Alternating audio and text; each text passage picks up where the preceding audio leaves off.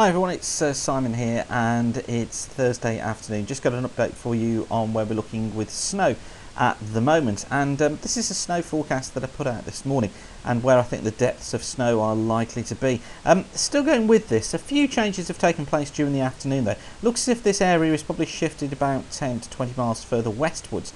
I think this area of 10 plus is probably centred from southern Derbyshire, Staffordshire, through into the West Midlands and perhaps down into Warwickshire, perhaps even touching northern parts of Wiltshire too.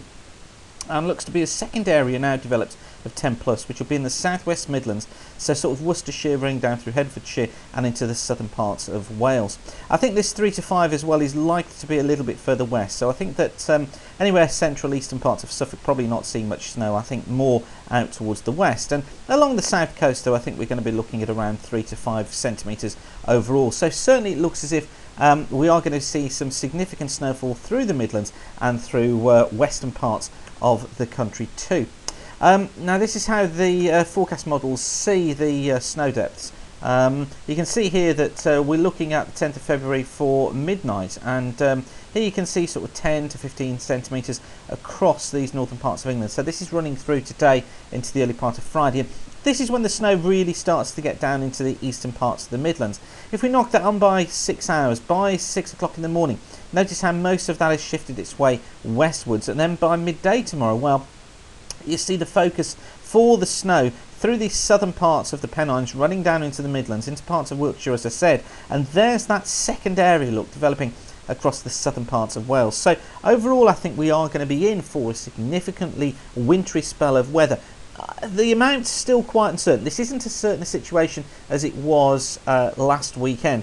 I'm still a bit iffy on the amount. Certainly some models have gone for 15 to 20 centimetres. I'm not sure that's going to be the case. And if we look at the Herland model, which is the high resolution rainfall model, that gives us more of an idea as to how much rain we're expecting there to be. And really, there isn't much that's showing up on this model. It's only showing very low rainfall totals just at the moment. In fact, it's showing totals somewhere around about the 6mm mark. So there's not much there to show you, and when this is loaded I'll be able to show you. But yeah, there's not much. There we go. There's not much showing on a rainfall total for the Herland chart, and certainly as we knock it on through, look, there's the rain coming southwards.